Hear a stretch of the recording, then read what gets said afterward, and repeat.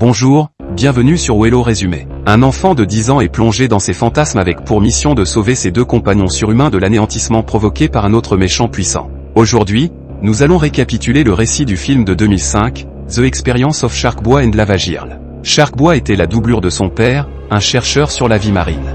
L'homme a consacré sa vie à se concentrer sur les incroyables requins blancs et a appelé son enfant Sharkboy à la lumière du fait qu'il aimait traiter avec ces créatures. Le gamin préparait des sushis pour tout le monde et leur donnait même des noms, jusqu'au jour où une tempête incroyable et étrange s'est levée et a anéanti tout le centre de recherche à la dérive. En utilisant le radeau, Sharkboy et son père ont trouvé un moyen de se sauver. Dans tous les cas, ils se sont finalement retrouvés isolés dans la mer et chacun a changé de cap. De manière inattendue, un récif de requins s'est dirigé vers l'enfant et l'un de ces animaux s'est souvenu de lui. Il a emmené l'enfant dans une caverne, où il pouvait résider en sécurité. À partir de ce moment-là, sa nouvelle famille était composée de nombreux requins, et l'enfant devait comprendre comment vivre dans l'océan comme un poisson. Avec le temps, ses côtes se sont transformées en branchies, ses dents sont devenues pointues et des lames sont apparues sur son corps. Alors qu'il pêchait, Max rencontra Sharkboy et l'amena chez lui. Le jeune homme lui fit savoir qu'il avait voyagé tout autour de l'univers à la recherche de son père, et c'est ainsi qu'il trouva la planète Slobé. Sharkboy a fait savoir à Max qu'un jour, il pourrait aussi aller sur la planète Slobé, et l'enfant a tout écrit dans son journal intime, où il garde généralement ses rêves les plus précieux. Un soir, les deux jeunes hommes reçurent la visite d'une jeune femme aux cheveux roses évasés nommée Lavagirl.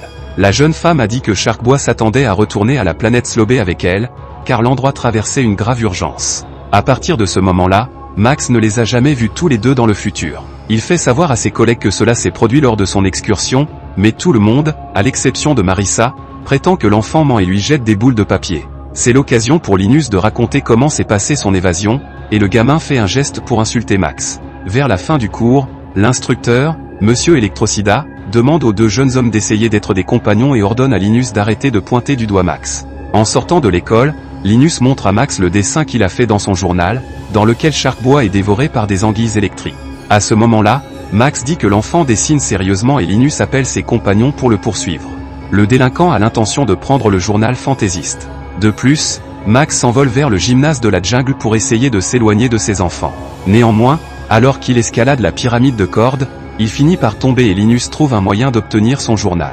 Ce soir-là, Max se réveille dans un mauvais rêve et retrouve des empreintes sur le sol de sa chambre. En les suivant, l'enfant se dirige vers la cuisine, où il trouve un verre de lait dissous et une assiette de friandises sur la table. L'une des friandises porte les marques de dents de Sharkboy, et l'autre friandise est brûlée, ce qui montre qu'elle a été engloutie par Lavagirl. Ses parents entendirent ce qui se passait dans la cuisine et, surpris, se dirigèrent vers ce qui se passait. Max tente alors, à ce moment-là, de comprendre que Sharkboy et Lavagirl étaient là, mais sa mère lui ordonne d'aller dans sa chambre et de retourner se reposer. De retour dans son lit, Max attend avec impatience le jour où il pourra réaliser Planète Slobé, un endroit débordant de jeux, de jouets et, en particulier, pas d'école.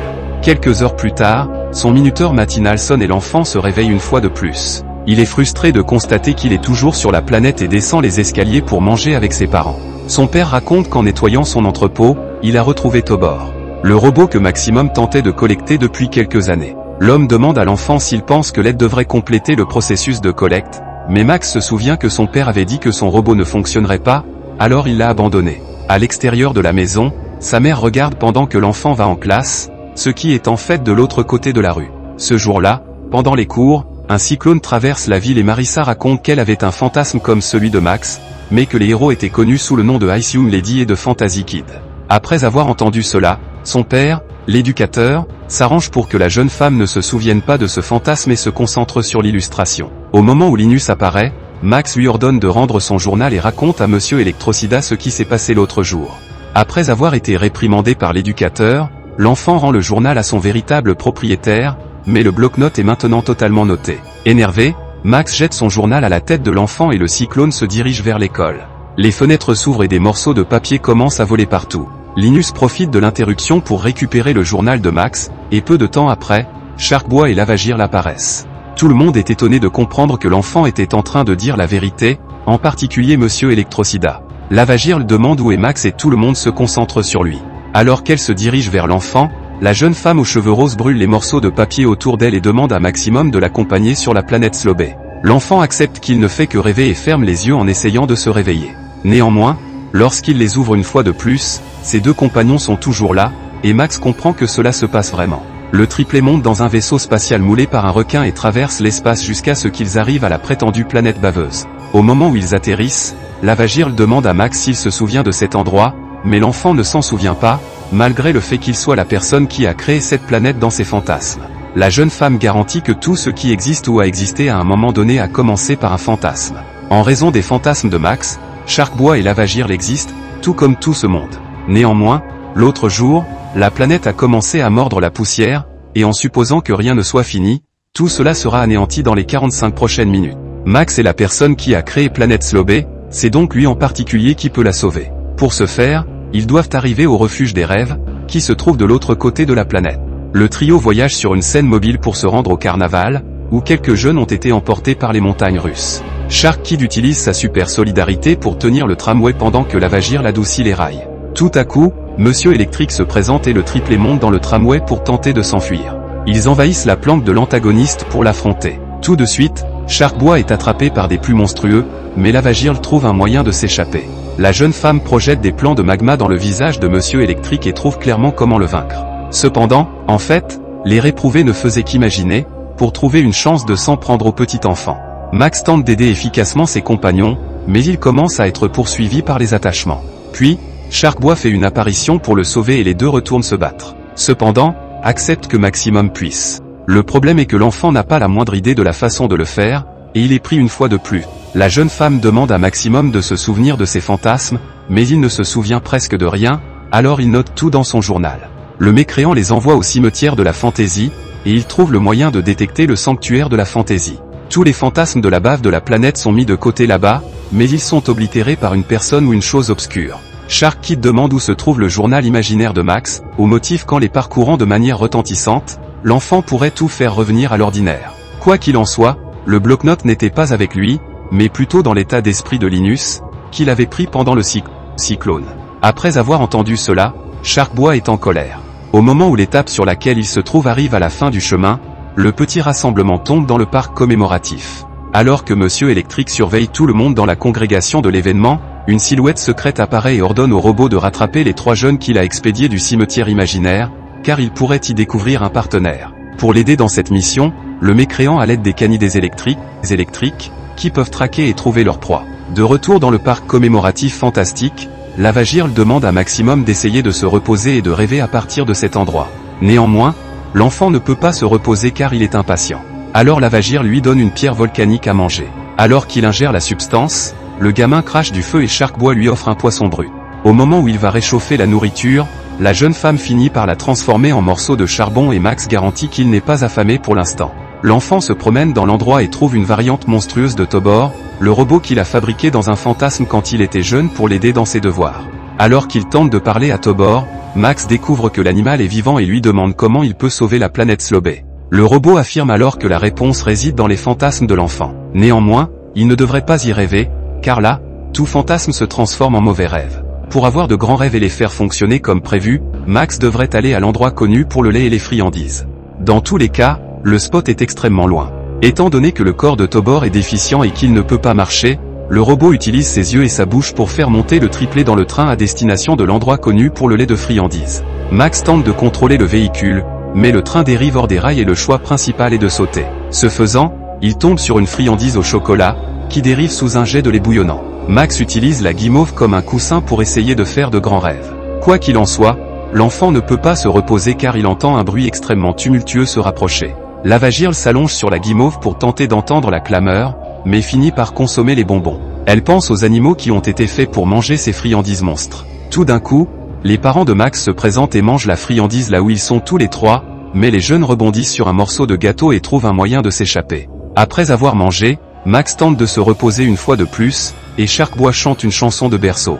Puis l'enfant se met à rêver et un vélo en forme de requin apparaît. Voyant que sa procédure fonctionne, Sharkboy se met à chanter et Lavagirl obtient des informations sur elle, car la jeune femme souhaite comprendre quelle est sa motivation. Lavagirl préférerait ne pas être simplement des flammes et de l'annihilation, elle accepte qu'elle puisse être préférable à cela. Un nuage noir s'approche et la jeune femme comprend que l'enfant fait de mauvais rêves. Pour le réveiller, elle veut le consommer. Pendant ce temps, Monsieur Électrique est toujours à la recherche des plus jeunes avec ses canines électriques. Il se présente à la montagne de yogourt glacé à la pistache et Sharkboy trouve comment les détecter. Ils montent sur leur voiture de police pour s'enfuir, mais à ce moment-là, il constate que le véhicule est vide. Par conséquent, le triplet doit rester et affronter ces animaux. Au cours du duel, Lavagirl comprend que ses pouvoirs sont débilitants et se fait prendre. Shark Kid utilise ses capacités de combat pour se débarrasser des canidés électriques, mais quel que soit le nombre d'entre eux qui sont annihilés, de nouveaux animaux apparaissent et l'enfant est choqué. Pour s'éloigner des bouchons de Goliath, Lavagirl liquéfie son corps et demande à Maximum de trouver une sortie de cet endroit. Tout à coup, un bateau Banana Split apparaît et il s'échappe à travers le cours d'eau de lait bouillonnant. Max éveille ses pouvoirs et découvre comment s'égarer dans un pays imaginaire. Lorsqu'il réussit cette procédure, rien d'autre ne peut l'arrêter. De plus, il utilise le doigt de la jeune femme pour dessiner l'état de l'objet qu'il désirait. Tout de suite, Sharkboy perçoit le cœur de gemme et découvre que c'est la fortune de l'endroit qui est connu pour la glace. Cette gemme peut geler n'importe quoi, même le temps. La mission suivante est d'aller au palais de glace pour obtenir la gemme et figer le temps. De cette façon, ils peuvent arriver au sanctuaire des rêves et sauver la planète. Le problème, c'est que pour se rendre au palais, ils doivent traverser une travée de glace et Lavagirl hésite à l'anéantir avec ses pieds bouillonnants. La jeune femme tente de se reposer pour se rafraîchir le corps tout en se promenant. Lavagirl fait des pas pour renifler et Sharkboy s'approche d'elle pour l'aider à contenir la respiration sifflant. Quoi qu'il en soit, son arrangement ne fonctionne pas et il est écarté loin.